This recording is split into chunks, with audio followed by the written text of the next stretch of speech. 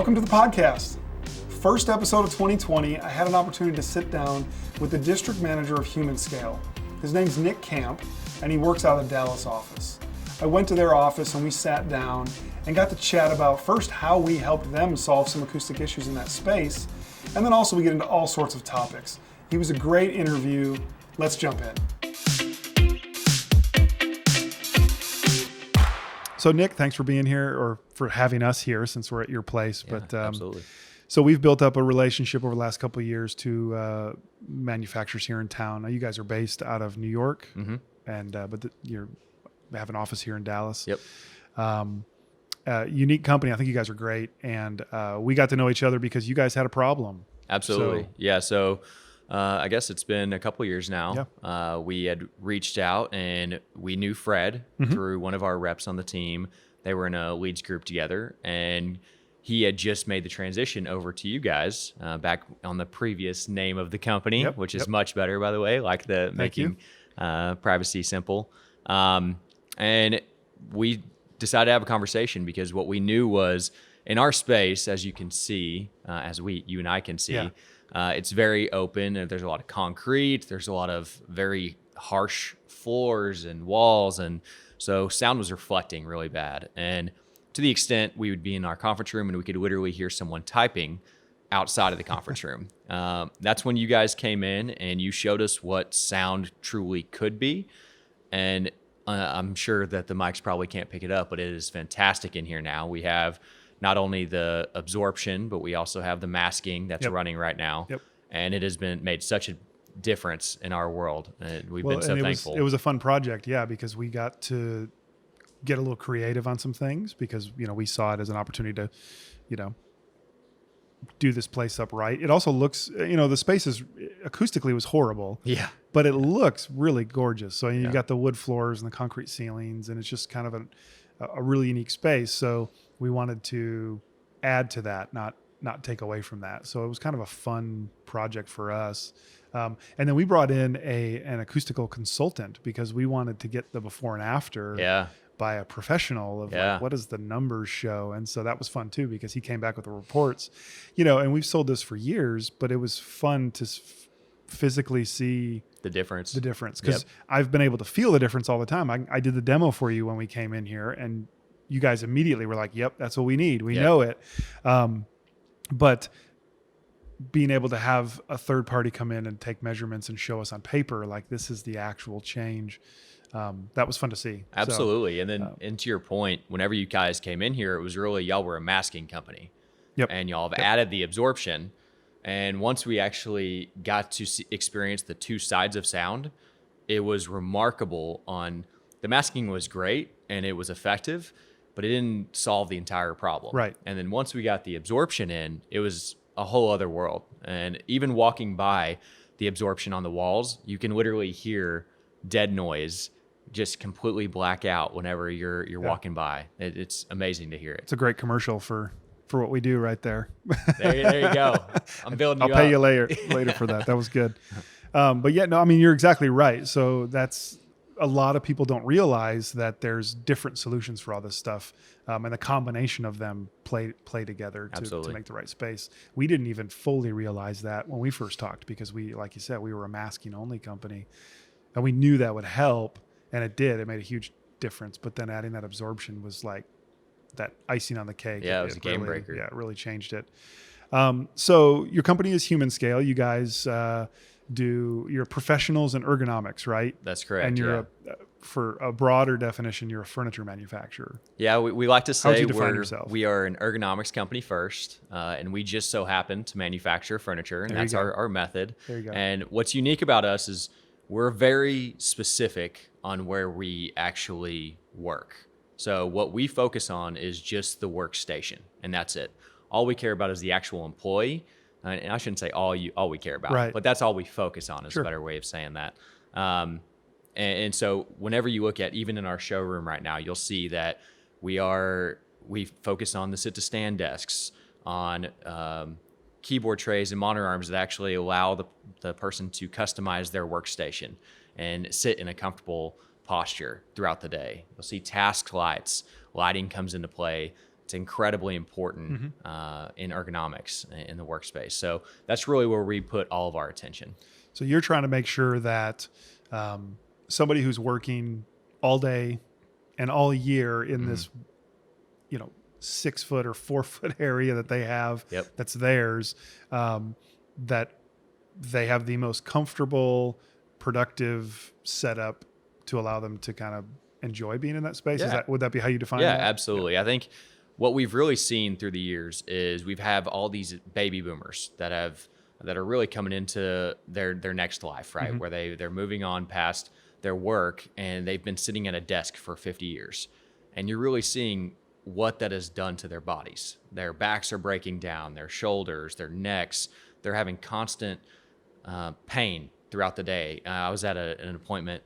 One of my favorite stories is I was at an appointment and this woman who was more experienced, we'll say, she was in incredible discomfort. And we came in and we recommended things, and we went back about 3 months later. And so she had been using the things that we had recommended. And she had told us whenever she saw us come in, she broke down crying. And she said, for the first time, I was able to lift my grandchildren. Wow. And that's stuff that really impacts you. And that's really, really cool to be a part of. And so for our company, it is all we focus on is the people and getting them into a space where they don't have to adjust themselves to how they work. They can adjust their work to work for them. Perfect. Yeah. So that's, and you guys have done that for years, and you're constantly innovating. You're becoming more of a technology company as everybody is, right? Just because that's part of the times. Yeah. Right. Yep. So you make desks at times. That's one of the things you do. That's one. And it's got to, they got to get smarter and more intuitive and, integrated into our lives. And I love it because I use some of your products in my office. And honestly, my pitch for you guys, from my perspective, was the fact that you guys have your M Connect product. So I've got 2 4K screens and a laptop. I've kind of got a ridiculous setup. I can see the world through it, but I can connect it all through one USB-C into my laptop, and I get 4K everywhere. I bought 5 or 6 different hubs before I got your product. Yeah. Because they would all claim to do it, and then I would get it, and it would have some funky way it wouldn't work. Right. And so then, but I remember you telling me, nope, it will work. And I didn't believe you because I had already bought like everything on the market that said it would. So that product has been really a game changer for us, because what we've seen, and what I'm sure you guys have seen, is desks are getting smaller and smaller. So the workspace is much more valuable than it's ever been in the history of our working environment. And so our M Connect has allowed us to put all of that docking station, all those cords and cables underneath the workstation, cleaned up everything on top, give that space back to the employee. And then it's a beautiful integrated and it actually works. Tool that actually works. Yeah, we actually have several design firms around Dallas that use that exact same product because of that. So I love it. That's my favorite. And of course, I got the chair too, which I love. So, yeah, of course. Afternoons when I'm leaning back and people walk by and they crack up. I was like, but it's just so comfortable. You can lean back. It still holds your head upright, so I can still see my screen and work. I like this infomercial that we got. Yeah, no, I love it. So anyways, those are some of the things I love about it that I personally have in my office. Yeah. But so let's talk a little bit about what makes you guys unique. Now, obviously, focusing on the employee, but maybe more from a strategy standpoint. Like, what are some of the things that you say? And you've been with the company for how long? I'm going on my 3rd year now. Okay, so you've been here a few years, so you're very understanding of how this company operates. I hope so. Hopefully after 3 years, right? So what would you say are some of the unique things that Humanscale does to kind of set you apart? Our company has gone through several different transitions. So we actually started out as a direct sales force. So we would go out, we'd go directly to the end user, sell directly to them, wouldn't worry about getting partners, anything like that. As we've scaled, we're now at about a $500 million company. And what we learned about 8 years ago or so, 8 to 10 years ago, is that we couldn't do it alone. And we absolutely needed partners, and we needed to have distribution that could help us scale. Sure. We don't have people that can go in and do these massive installs and We just don't have the ability. So we've really doubled down over that time period into furniture dealerships. And those furniture dealerships have allowed us as a company to continue to grow. Without them, we would still be probably a $100-200 million company. So through that time, we transitioned from really being that direct sales force to supporting dealerships. But at that same time, we've never lost focus on the fact that when you look at the big players in our industry, the ones that are on the stock market, right, Sure. that are publicly traded, they are great at a lot of things. And I think they'll tell you they're great at a lot of things as well. Where we absolutely can stand apart is ergonomics. That's who we are. That's everything that we've ever done. That's how we design our products. So for us, we know that we can't rely on our partners to go sell us. They have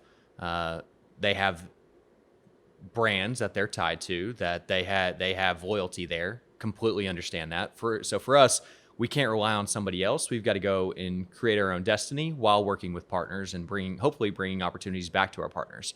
So what we've done is we still go directly to an end user to educate, to let them know not only what ergonomics can do for their organization, but really why our brand stands apart from itself. So our sales force, unlike most furniture manufacturers, absolutely we call end users directly, still to this day. But I can guarantee you 93% of our sales is through distribution. So we've completely flipped our go-to-market strategy Sure. over the years. We've really doubled down into partnerships, and at the same time, not having to rely on them to go sell something that they aren't trained on. You Sure. know, for us, our sales team, everyone on this sales team has over 100 hours of ergonomic training. We don't expect a dealer rep that's dealing with 700 manufacturers to be in that same level. Right. Well, and yeah, and exactly too is unless you wanted to set up specific aligned dealers that were your dealers, like some of the big dogs do. Yep. You're relying on somebody who's already has, we'll call it a master, right? They've already got an aligned Absolutely. person or a company that they're accountable to that they have to sell a certain number of. Yep. And so, and that that makes is, a lot of and sense. many times is funding them, Yeah, right? And exactly, so that they yeah. have to have that loyalty. And I completely understand that. Right. I mean, at the end of the day, we're not funding that dealership by any Right, means. yeah. So we're here to partner, and we're here to do what we can to support them and to hopefully add value. And by being the experts, so they can bring us in, and hopefully we help them to look good. And at the same time, we've got to be able to deliver on projects as well. Sure. It can't be a one-way street. So for us, it's been really finding that niche and value where we can come in and truly impact not only our partnerships, but the end users, and get out and educate and help people understand those. I mean, I love that model. It's very similar to how we try and Yeah. go to market. It's a different product and different segment, but it's a very similar issue where we don't have a whole lot of acoustics or sound masking dealers. Absolutely, yeah. We sell through people that are in business to sell something else. Mm-hmm. And so we have to then become that expert for them, educate customers so they want our stuff. Yep. You know, that's a big part of it. If the end user is telling their dealers, I want this, well then of course that partnership works well. And then the more we can do to service, educate, and help our dealers have success, then they're going to bring us in on more opportunities. So Yeah. very similar idea, but we can't sit back and hope that people that are in business to sell something else magically sell us. Right. magically sell us. It And just you doesn't think work. about it, I'm sure you guys go through these situations as well as we do. For us, ergonomics, it's the easiest thing to cut, right? You don't have to have ergonomics to move into an office space. Same with acoustics. Yep. Exactly. Same with acoustics. Then you get into the space and you realize how big of an issue these different things are. Yeah. So if we can partner with our dealerships and help them to sell the idea of acoustics or the idea of ergonomics, Mm-hmm.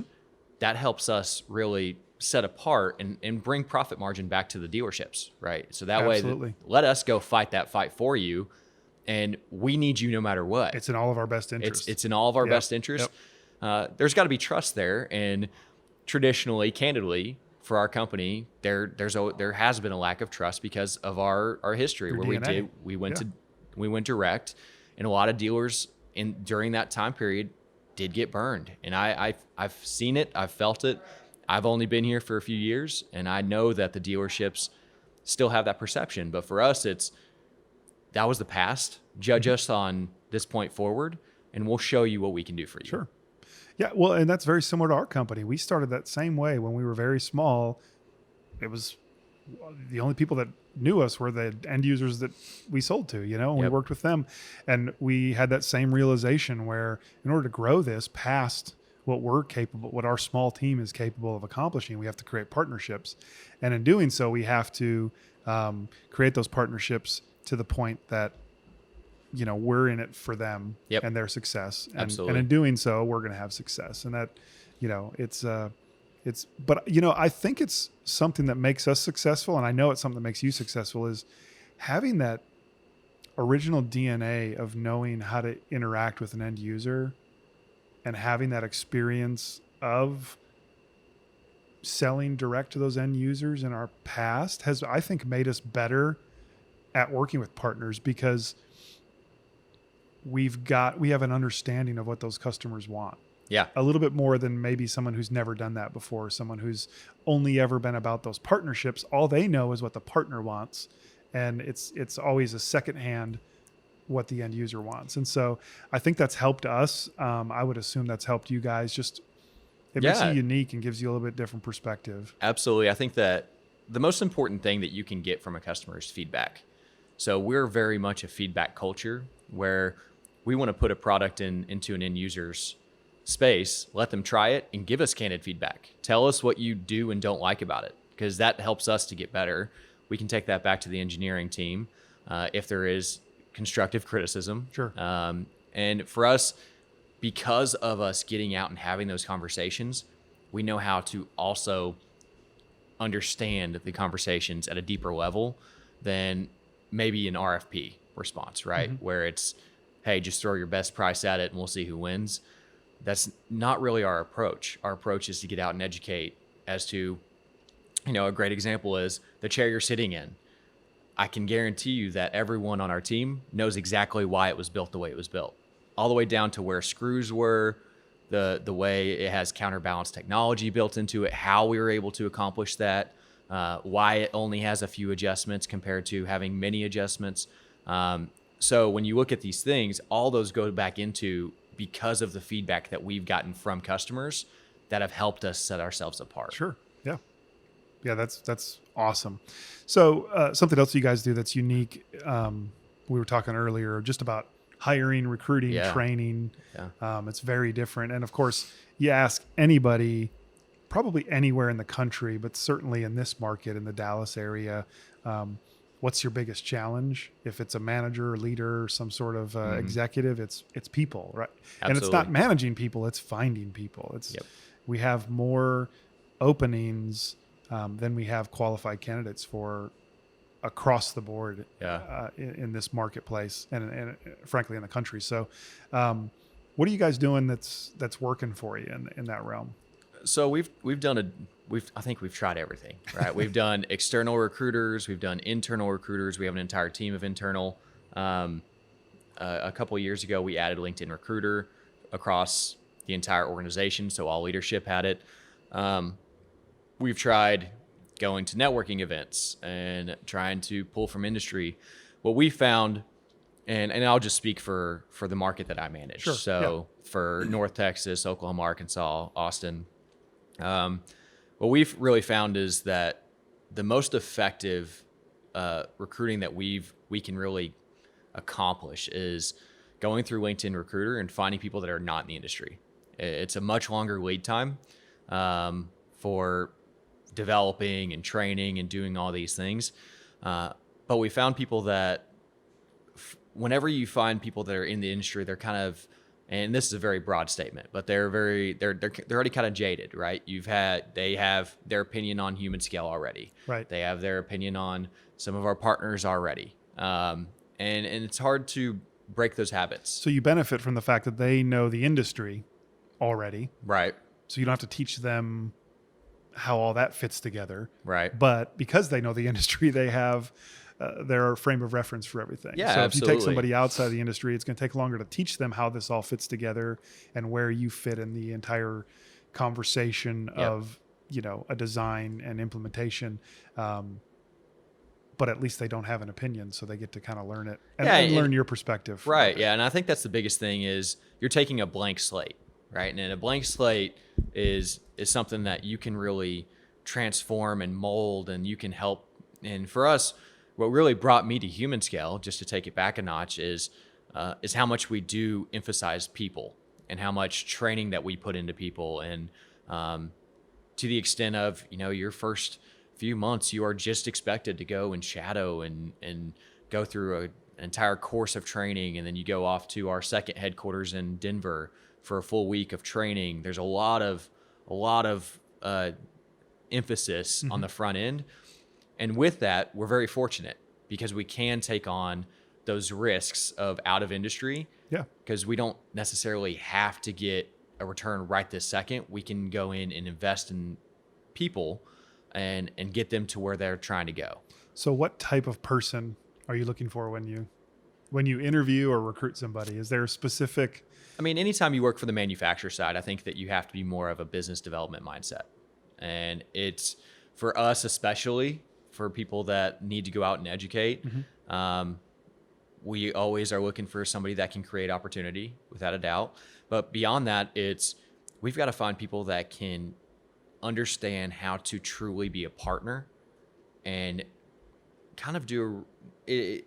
We look for unicorns, right? Because we want somebody that can manage vendors, that can account manage our accounts in the market, that can go and do business development and pick up the phones and cold call. Yep. And so we're looking for somebody that has all these skill sets that is incredibly difficult to find. And not everybody, candidly, wants to do those, sure. Right? That's another thing that we've found is, for the most part in our industry is not used to doing all these different aspects and going to all these networking events and targeting different types of roles within users and with commercial real estate and A&D and all these different aspects. It's very, very complicated on how we go to market and how we support our partners. So that's what I think has made it the most difficult to find people, sure. Especially is everybody, I think, has at least one or two things that they're great at. Finding somebody that has 3 or 4 things that they're good at, it's very difficult to find. Or at least is willing to put forth the effort. Yeah, and that's another thing, right? Yeah. That somebody that not only wants to, but is coachable. Exactly. That can come in and really want to impact and create opportunity, whichever way it comes from partnerships, from business development, whatever way. Yeah.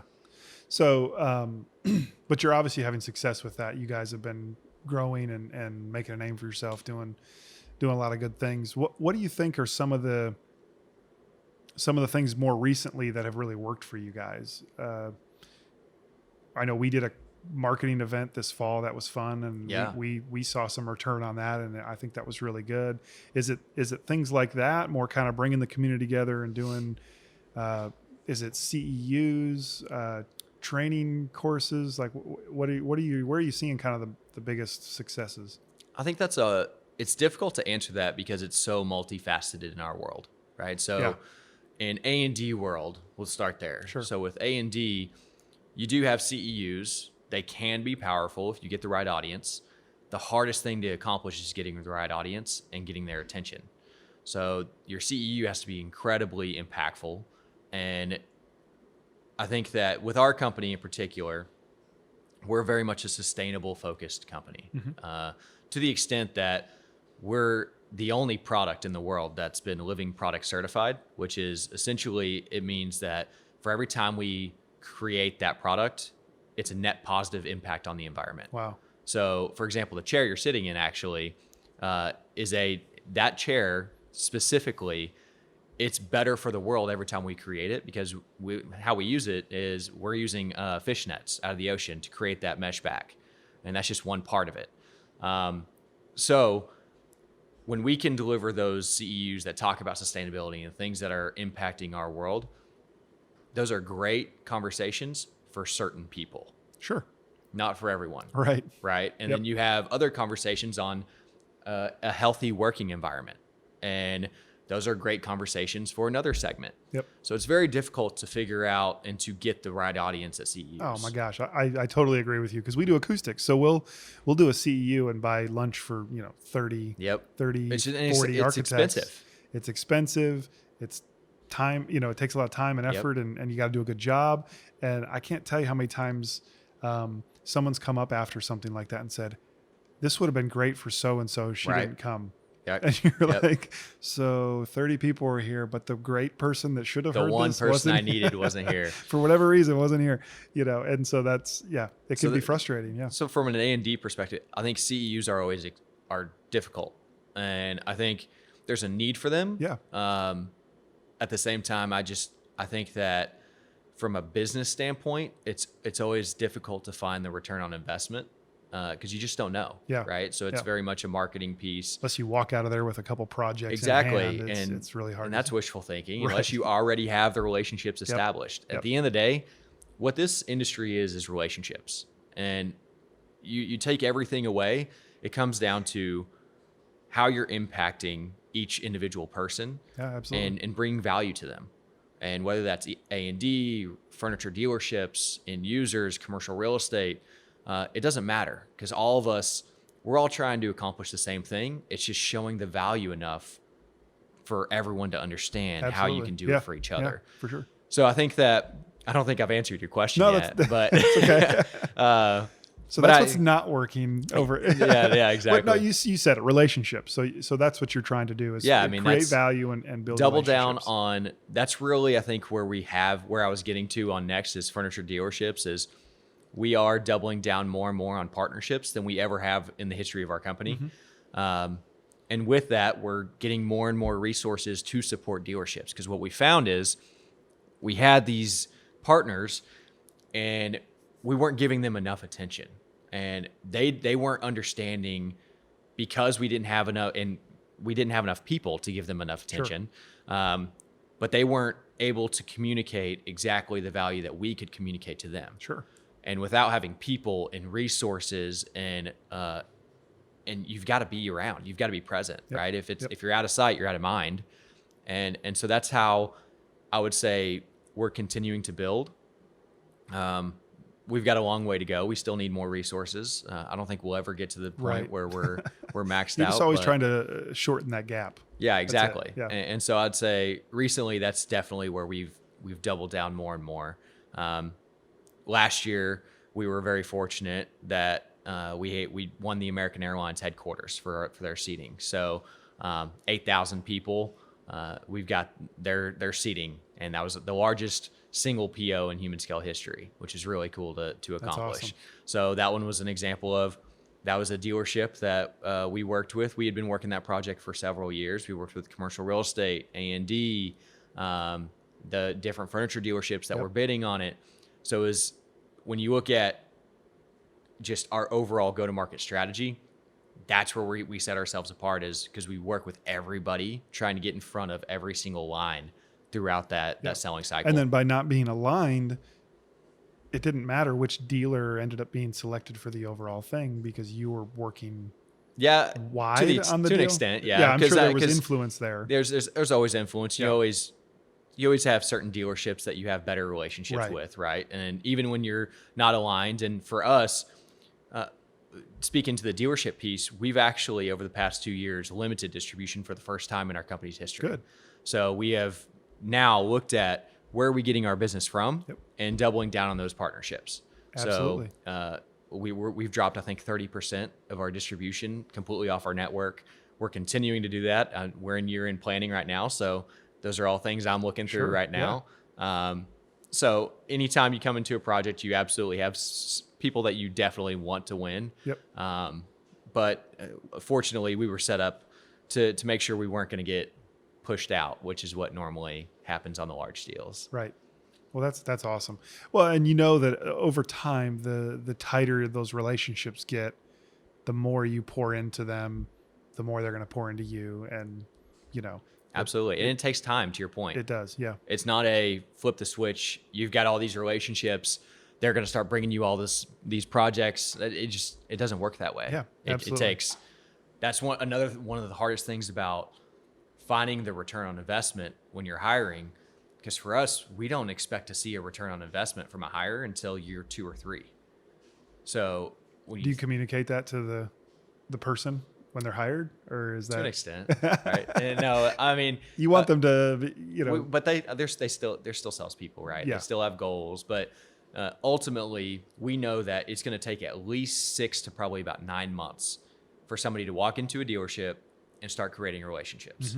And the only way to do it is to bring value back to them.